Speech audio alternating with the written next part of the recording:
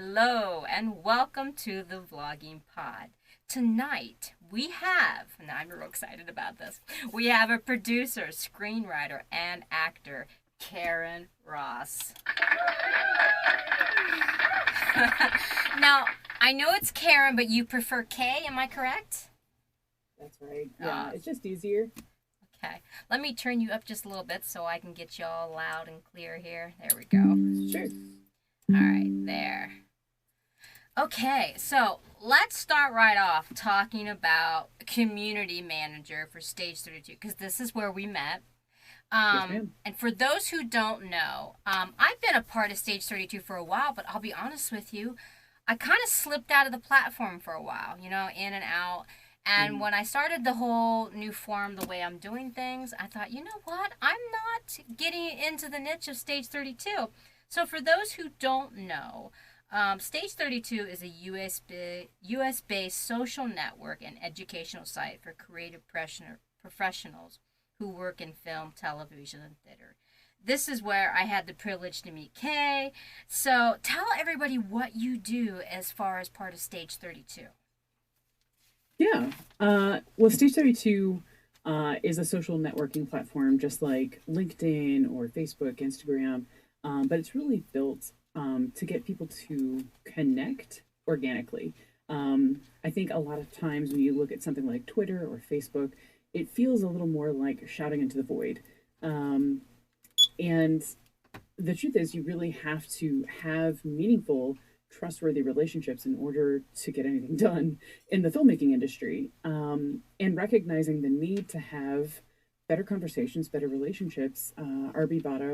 created this site so that we could actually have those conversations and break down the walls that are normally there to meet these people.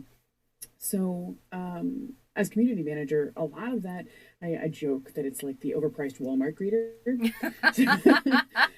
I hear Because when you. people enter the site, they don't necessarily know, how to navigate it or the intention behind it, and really how to leverage it for their own purposes. So a lot of it's just kind of guiding them through the, online networking um, strategies. Sometimes it's also like getting people to talk about certain things, but let's face it, nobody's short of any sort of opinions when it comes to posting things online. So True that. that that is not normally a lot of it, but I do think some part of it's also kind of elevating the conversation to make sure that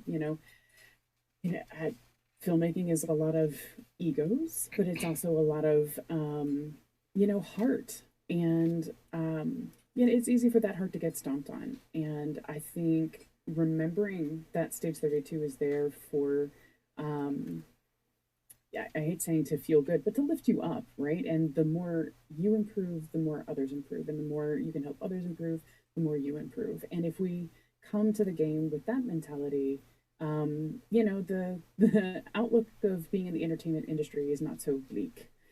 So that's I hate saying setting the tone, but that's also part of the job as well. Right. Well, I have to be honest with you. I actually think that Stage 32 is probably one of the more polite. I haven't had any derogatory, I should I say that way. You get Oh, on Facebook or Twitter, you kind of expect some of that to hit you in the face. But I'll be honest, I haven't yeah. really ran into any of that on Stage 32. It's more of a, to me, it always felt like a platform where people were trying to help each other through the business if they knew different ways or different methods, or somebody was looking for casting. I always felt that it was more open along those lines to help. Yeah, absolutely. And I think some part of that is also acknowledging that we're all here to work, Hmm. right? Anybody is entitled to their opinions, and if that's really all you want to do is throw around your opinions, please, that is what Twitter is for. However, Yes. right? Right, Um, exactly. it it is the cesspool of I just need to get it out. Cool. Yeah. And please.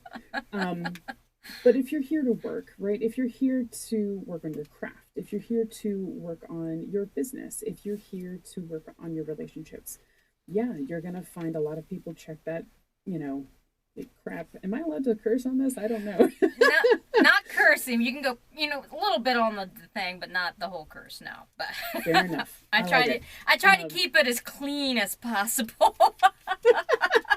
No, and I need that caveat because if you let those floodgates open, I will curse like a sailor. So thank you. Thank you for keeping me in check. Oh, you're welcome. Um, You're welcome. but yeah, I think if you're here to work, then you know that there's no place for the extra. Come here to work. And Right. and because of that, a lot of people on the site tend to be really, um, engaged and respectful because they want to make it work. So yeah. Speaking of work, you have a terrific voice. I'm just saying, Aw, it really is phenomenal. I'm really liking how you sound to me. thank So you so as much. so as we talk about you, um, let's as we talk about our intro as far as movie producer, screenwriter, and actor. You've acted in some productions, walked as a Mhm. screenwriter. So recently, you are head of producing in a piece called Sanctuary. Am I correct? Yes, ma'am. All right. Tell us about producing this short film. Now I know it's coming up soon. Yes, Yes, November, mid-November. mid-November. Okay. Uh, so this was a script that was introduced to me by the producer and director Garrett Adams, and he and I actually met in January 2020. I think you can already see where I'm going with this story. Um, and it was a conversation that I think a lot of producers are familiar with when talking with young, ambitious filmmakers.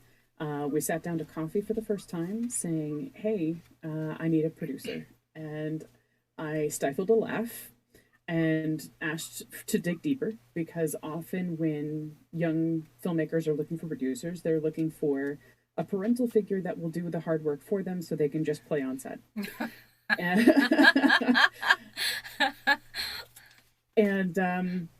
and I don't like to think of myself as an on-off switch, right? I like to think that I'm going to continue the conversation until such point that there is no further reasoning with the person. So I said, well, it sounds to me, based on what you've told me, and I really enjoyed the script, that you need a couple of things secured and you don't know how to go about it. So here's what I would like to do for you. I will help you secure the location because Sanctuary, in essence, is about two childhood friends who got into a bit of mess when they were younger, and that mess really never um, it got better as they got older. And after one particularly fateful day, it becomes deadly, and they go back to their sanctuary. Um, so finding that sanctuary, finding this church was paramount to a lot of other decisions that had to be made. So I said, in exchange for me helping you find that location, I would like to show you what a creative producer does. Because I think the inexperienced filmmaker goes into it thinking of that parental figure, and the experienced figure understands that a producer is going to be there with that director from beginning to end, know the heart as much as it knows, the body parts, Mm-hmm. and will protect that heart until the very end. So, right after, starting those location scouts and really becoming fast friends with Garrett, um, we had to put things on hold because affording the church on location, possibly building a set, definitely doing stunts, along with COVID, was just near impossible for a short film. And the only way that we could continue forward was, hey, is this a proof of concept? Does it have legs elsewhere? Is the money well worth spending? But also, yeah, like, do we brave trying to do it during a COVID world? Mm. Because again, actors like stunts and driving, and we did actually finally decide on building a set, and all of those things come with time and money. So Right. yeah, that's where we are right now. We are tally ho forward now. Well, that could be a positive. I mean, you don't learn or grow unless you push forward. I Yeah. mean, there's always that possibility of going even more beyond what you planned on, which I believe you will do. You have such illustrious career from when I was looking at you on your IBMD page. I mean, seriously, I was impressed. Oh, thank So, you. well, you're welcome. So, Sanctuary releases in November. As far as producing Sanctuary, it's your first. As far as well, no, that technically is wrong. You have a lot of other producers. Wait a minute. You had Dream Come True, yes, Mm-hmm. from 2011. This was the first one. Yeah, Dream Country was really the big first one. Yeah, in your as far as producing, Mm-hmm. you've done some screenwriting, you've done some acting and other various things. Um, so this one was a nerdy introvert tries to impress a girl while his friends prepare for the apocalypse. I was like, oh my god, I would love to get my hands on this, because that sounds just fun as crap. I'm telling you, and I mean that in a good way. I don't mean it in a negative. I mean it just like entices me to no end. So tell me about the comedy horror, your first experience as producer. Walk me through that and the journey that Ooh. came. Oh, you hit the vein. Uh, so Dream Come True was a brainchild of a good friend of mine, Matt Willix, still in Colorado. We met in Colorado Film School.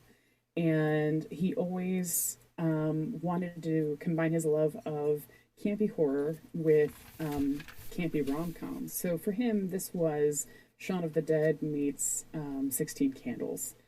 Um, Now, you can imagine part of the challenge of this was always how do we, have heavy zombie makeup and really intricate weapons in a school.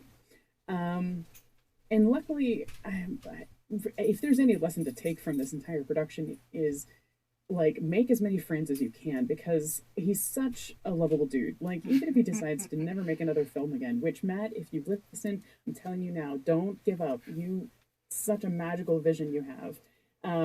But he had just collected so many people along his film school journey, including but not limited to Midian Crosby, who is a special effects makeup artist now in Atlanta, and she was kind of in the first few years of her professional career there in Colorado. And we were lucky enough to snag her and kind of convince her to come on set with us. And she did like costume aging for the zombies, and she did the makeup for the zombies. She got a couple of assistants to come in. He had a friend who created specialty weapons, including what looked like a table saw that had been drilled into the side of a baseball bat. It was incredible. And I don't, of course, I won't remember the time frame. I think it was 2011, Yes, I do. but I do have it as yes, 2011. So yes, you perfect. do know what you're talking about. um, because it was before the time of The Walking Dead. hmm So there were still a lot of these things that, it was in the undercurrent of the geek culture, of the horror culture, but it definitely hadn't risen to popular culture yet. Um, so the reason I really became attached, because I was not in class with him, I had no obligation to be attached to this project, was because originally he had done this for a class, and the teacher refused to greenlight anything that had zombies in it. uh, And I even sat down with him as his producer and like went to bat like as if I was his lawyer, going, "This is worthwhile. This is a great fun script. Why are you denying it just for this one thing?" And we couldn't get past the argument. Somehow he just refused it. So Matt and I wrote a second script that he would green light so that we could get our equipment, and we basically shot a secondary film that never saw the light of day so that it would satisfy his grade requirements so that we could film this film oh wow. that we then took on the film festival circuit to basically say, look, you jerk, like we actually can make a good film just because you don't think you think zombies are overdone, but it's in the heart of this filmmaker. He sees it. We're going to make it happen. Sorry, you're not going to stop us. Right. So, Now, I don't, let me pause you just a second. Maurice in the room asked if Dream Come True is online to watch anywhere. Is it available for people to watch? I believe so. It's been a minute. You know what? I will find the link and I will send it to you so you Awesome. can post it. Awesome. I'll put it out and I will put it in the bio of guys, because after we're done with the live, this will go out on other things and I will definitely put the link. So go ahead and follow my vlogging pod, and I'll make sure the link is in the bio. Go ahead. I'm sorry to interrupt. Oh, not at all. I just I like I hate saying the long story short, but really the challenge started from conception, and we just kind of found ways to meet challenges along the way. So the school that we ended up filming at was the alma mater of our DP, our director of photography, Justin Lang, who I believe is still making stuff in Colorado as well. He just came back from Germany. Um, and he again, the usefulness of friends. He had such a great rapport with his old teachers that they allowed him to use the high school for free. Didn't really ask any questions about the stuff we were bringing on set, thank goodness, because again, weapons in a high school. Yeah, I Oh, could see where that would be a difficult situation. but um, I think the other part of that equation is also making sure that when people give you certain liberties, that you don't take advantage of those liberties. You know, we were very respectful. We cleaned up after ourselves. We made sure that we weren't, damaging anything, so that when we left, if you can, leave it better than how you found it. So that those relationships, those good contacts that allowed you to have that playtime in the first place, you can salvage those relationships because right, those are gold. right. So, we have 20 minutes, so I want to make sure I get as much of you as I can in that 20 minutes because we have 5 more minutes on the clock. So I want to soak Okay. you. Now, if we go over a little bit, it's okay, but I don't want to feel like I'm rushing you along, but I want to try to get as much of you in as I can because I have a few more questions. So my apologies for maybe pushing you a little bit, but with a Not net at all. Go for with it. a networking ability of over 3.9K, I mean, come on, that's impressive. Seriously. You are in the midst of your realm. What inspired you the most to work in the film industry? Uh, living with a purpose. That's Mmm. the easiest answer. Leaving with a Um, purpose. when I went to college the first time, uh, I was doing it kind of out of obligation, and it did not work out. So I actually Been there. became a massage. It didn't work. That's the easiest way to say it.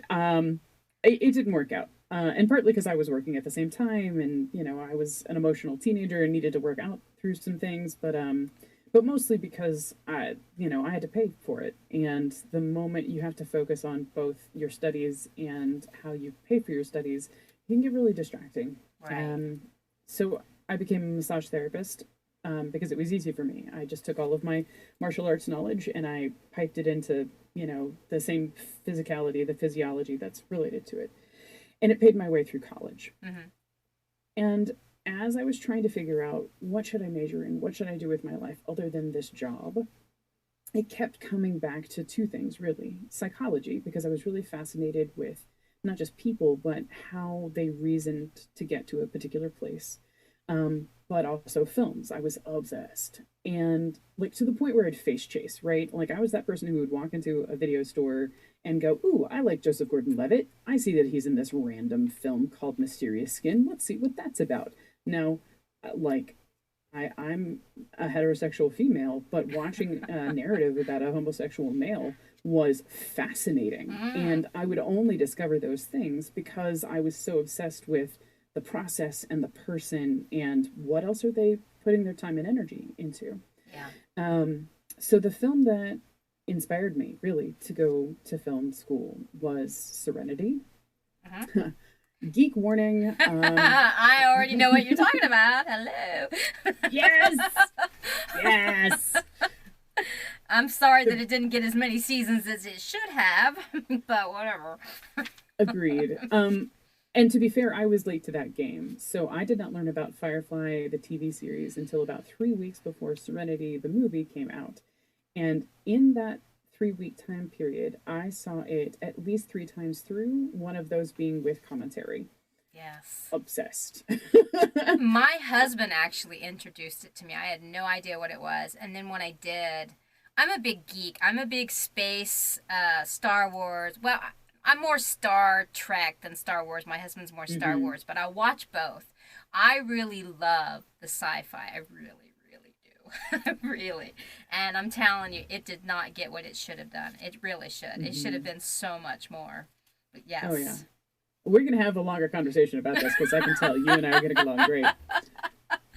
I'm really enthused with your voice. I mean, I have some ideas just on that because some new Aw, ventures that I'm doing. So if you're ever interested in some more work, talk to me.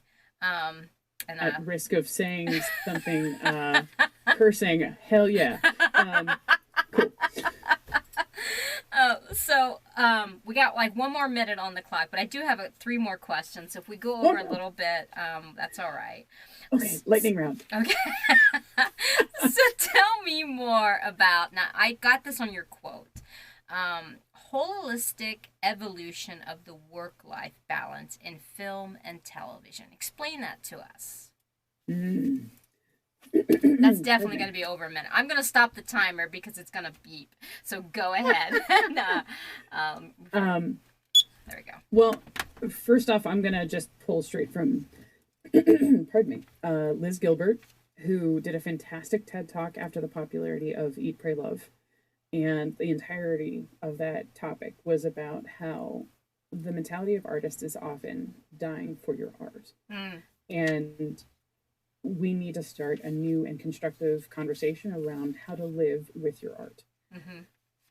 because I think, and it will always, that the great debate between art and commerce will always come into play so long as you do something artistic and are willing to get paid for it, right? Mm-hmm. um, but in that same realm, if you're willing to do something creative, right, you're willing to take a little part of your heart or your soul and put it out there for other people to enjoy, then you also have to put up certain boundaries and certain, I hate saying protective measures, the same way that others would if it were any other job, right? Mm-hmm. So, all too often with the filmmaking industry, there's a sense of it has to get done. And they're absolutely right. There's a deadline for a reason. However, someone else's poor planning does not necessarily constitute an emergency on my part. And if we continue to make that stance known, then it forces us to have that conversation of how do we have, um, a life while also providing our art for other people's enjoyment. Mm-hmm. And it's hard. I mean, long story short, I think that's why the Great Resignation happened, was because people kept saying, "This is an imperative. This is an imperative. You should sacrifice your time, your sleep, your love life, your family life for our deadline." And we all kind of collectively went, "No, Right. no." Um, so, I, if that is in fact the shortest way to say all of that, I think I'm just trying to continue to have constructive conversations around how to build up the language for those boundaries, but Mm, also build up the understanding that it's not on the creative to structure our time so that we get things done, right? Like, there's a reason we have managers. no. Yeah. um, anyway, so that's the very long story short. I hope that explained it though. No, I get that. I'm a writer, so I've written 12 books, so I understand starving for your Mm, work. But right. thankfully for myself, I have a husband who has a better income than what I do.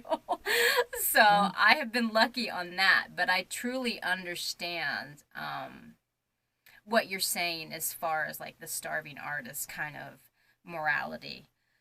Um, there's a lot more than people understand. Anything for a craft, there's a passion and a drive to do it. Yeah. But should you have to, you know what I mean, like what you were explaining, should you have to give everything up, even in your integrity, to fill the void of what you're, you know, doing at the moment, like you were saying, as far as creating and pushing forward for whatever project you're working on. So I fully Yeah. understand that. I'm hoping I'm getting that right in my thinking. Um, Yeah, I mean, you can take even a seed of that and put it into, classically caretaking jobs, mhm. which I'm also particularly fond of defending because after 14 years being a massage therapist, I can totally, speak up and go, nurses have a raw deal, physical Yes. therapists have a raw deal, massage therapists have a raw deal, y'all. But I do think that there is this insidious connection between if you care about what you do, Mm-hmm. then you should also care enough to sacrifice something Yes. else in Mm-hmm. order to do it. And it is a falsehood that we need to continue to bring language to. Oh, Like, yes. we can't just pick it with the giant no more signs. We have to actually give language to it so that we can find better language moving forward. Right. Now, I think that has to do more with more knowledge of it, because people Mm-hmm. outside of that business or your business or right or where I'm at, the more people know about what all goes into that, they have more of an Yeah. understanding. From the outside in, you'd be like, well, yeah, you should have that done already. Come on, come on. You know what I mean? We're waiting on season 2 here. Come on, guys. So I get it. And as a fan of a lot of work, I'm like, dang it, why isn't season 2 out yet? I'm just saying. Yep. I know season 3 Witcher, I'm still waiting on that, but I understand. Ooh. I understand. So you even for a while, if I'm correct, with TV and film, Mm-hmm. you did teaching for children in the TV and film production, correct? Yes, although teenagers, I'm not sure I would ever call them children unless they rebel with pitchforks because they might. Okay. So how was that experience for you? Well, most people might see it as torturous, but I actually saw it as a small dream come true, no pun intended. Nice. Um, I had a very unique and empowering teenage experience when I was in theater in high school. And part of it was because my theater director, my teacher, by the spring, we were spending $16,000 on our spring musical. And all of the students created what was on stage. Like, we didn't buy costumes, we made costumes. We didn't, buy sets and then paint them. We built all of the sets and then designed them and did all the painting for it and like all the set dressing for it. Like, we really took ownership of our part in that department. Mm-hmm. And knowing that I was capable of those things made me almost immediately prepared to do professional theater, which is why, like, the summer after I graduated, I was doing professional theater straight out of high school. Wow. And I knew that I could offer that same perspective to these kids because I knew how many people looked at them and still treated them like kids instead of like, this is a safe space for you to practice being an adult without having adult consequences. So yeah, it was. Don't get me wrong, it was challenging, especially since technically my title was broadcast journalism academy coordinator, and journalism is not actually my background. So Right. I had to do a lot of learning. But I was so grateful that I was entrusted to structure their learning because again, I've been to film school. I went to Colorado Film School where you're making films in your first semester. And I remember the structure of my co-requisites of film production along with post-production, and knowing how my um, setup for making things was staggered, I was like, I got this. This is going to make total sense. Um, and I don't mind being hated, which is a really great place to be in when you're going to work with teenagers.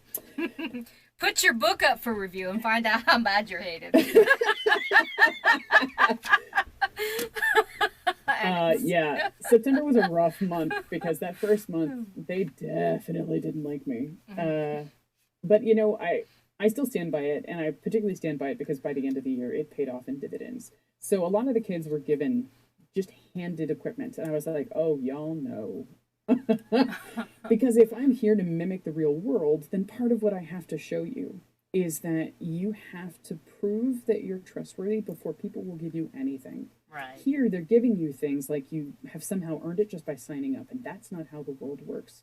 So, we're actually going to spend the first week learning how to network because you seem to think that the camera is your biggest resource, and you're wrong.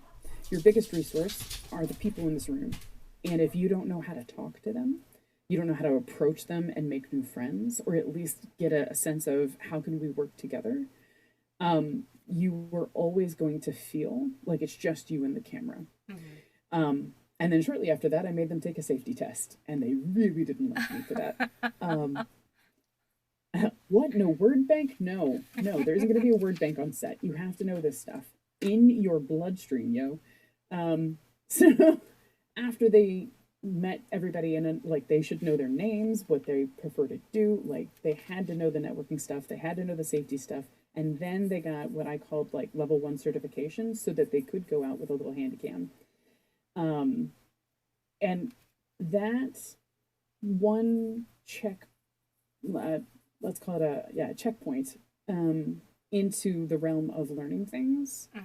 Again, they hated me for it, but by the end of it, when they had sometimes hours to turn things in, and they're like trying to crank out their edits, when someone would ask something in that room, and I would point around the room, who's got the answer? Who's got the answer? Right? They knew to direct those questions to other filmmakers in that room, because as students, they've been taught that the person who has the answer is the teacher. But as filmmakers, they know that they can direct that question at anybody else who's done the work, and they can get an answer. And moreover, they started providing answers to each other. Nice. So regardless of whether or not they were in the same team, they were now working as a team because they were now a team as a class. Nice. Very nice. Yeah. It was really satisfying. It was a little heartbreaking because the public school system isn't really built to support the wellness of teachers, but the kids were great. The kids were great. Right. Well, for my last question, so before you leave for tonight, I believe there's something special coming up. You have the 30th victory round hosted by you and I'm going to mess up the first name, so I'm just going to say Glover on the end of the last name because I know I'm going to mess up the pronunciation of his. Is it his? Gwan, yes. Gwan. Is it? It's a him, correct? Am I right? Okay. Correct. I knew I was going to mess up the pronunciation. Sometimes I have to use Google for that because I'm like, whoa, wait a minute. I butcher names. I'm just saying that. I'll just put that out there. I butcher names. So I usually, yeah. So tell us about the victory round. And this is the 30th time that it's been out, yes? Yeah, we just celebrated our 30th episode last Friday, so tomorrow is our 31st episode, and wow, what a wild ride. I keep saying long story short, but let's face it, this is still a long story. So I went to a panel through Stage 32 for International Women's Day. Okay. And, you know, these are high level in the industry women. And at some point, there was a question that went around, and every single person on that panel admitted that they did not feel like they were proud of themselves or like they were actually doing well. Like they could see on paper that they were doing things, but they didn't necessarily feel good about it. And I was like, what just happened? And I relate this to my cousin, who is a very high achieving, you know, not just professionally, but just across the board, high achieving, sweet person. And Katie, she was edging towards the C-level position. And she admitted herself that as much as she had been with this company for 10 years, she had literally fought to be in meetings that she was being shoved out of, you know, for one reason or another, because she's a woman. But she had decided to, like bring a folding chair, and she would leave that folding chair in her office to remind her that if she is not invited to those meetings, she will still make her way into the meetings because she's not going to be edged out of, you know, things that are important for her to be there for. Right. And even she said, as she was approaching this new position, you know, I feel like I'm not worth it. And I was like, oh, Katie. And I realized what the problem was. She was being asked to believe in herself in a way that I could champion, I could see. And I was trying to believe in myself in a way that she could champion me, but I could not see. And I was like, here's how this is going to go, Katie. I'm going to call you every Friday, and you're going to tell me one thing that you feel like you did well. And it doesn't matter if it's professional. I just need you to hear yourself actually actively be proud of yourself, Yeah. because it's clear that we don't have the language to be proud of ourselves. Right. And that's how it started. And that was a year and a half ago. And at Mm-hmm. the beginning of this year, I was just like, I still feel like I'm hiding. Like it's just me and Katie, and that's great. I think that works for our buddy system, right? Right. But I feel like there are other people out there that are relating to what I'm talking about. I'm just gonna start saying it out loud. I'm gonna put it on Instagram. I'm gonna see how it goes. Right. And every time I would get out there, somebody else would reach out going, "Oh, that was so great. Here's what I'm proud of." I struggle too admitting that that I feel like I've done something well.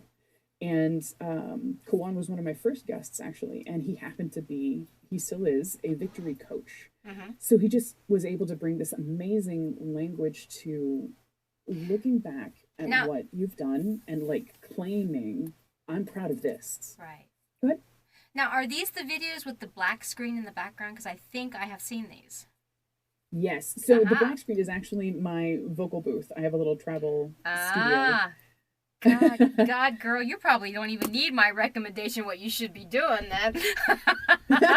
Anyways. I actually do, because I've only done a handful of voiceover gigs, and part of it's because I'm still nervous about the technical stuff of it. Yeah. So thank you for the very kind words. I will take it humbly.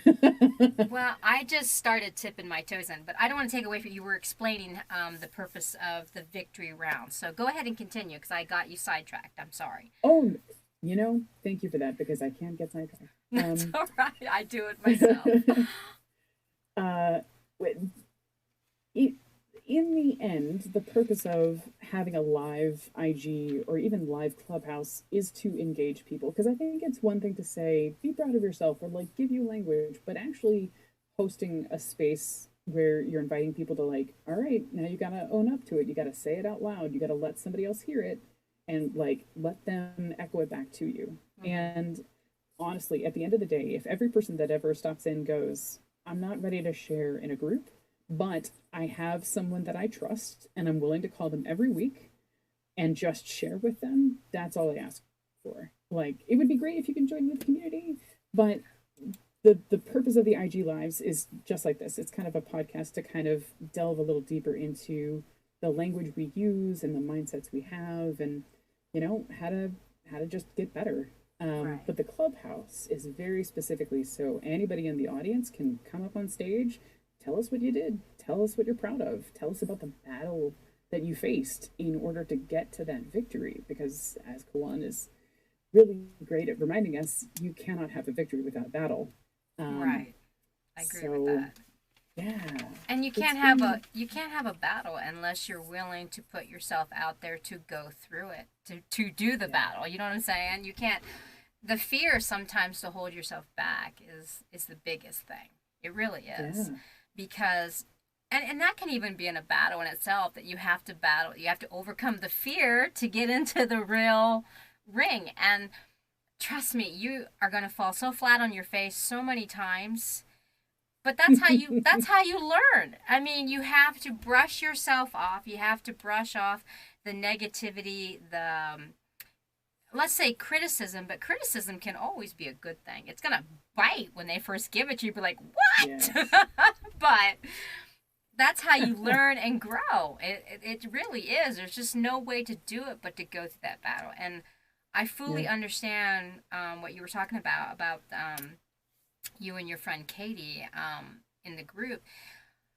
This isn't just a woman's thing. It's like men and of all kind as well. We agreed. sometimes get into a process where we do not. What's the wording I'm looking for here? That we don't see what we can become. Sometimes it takes an outside eye to see, like, you know what, girl, you're great. You know what I mean? You can do it. You can Yeah. be whatever. I mean, just like I first hear you, I'm falling in love with your voice. How's that? Aw. So you can. And if you guys don't know, Stage 32, please look up Kay Ross. She's phenomenal. Has her own IMBD page, 3.9K following, You are on the road of many successes. I can see it right in front of me.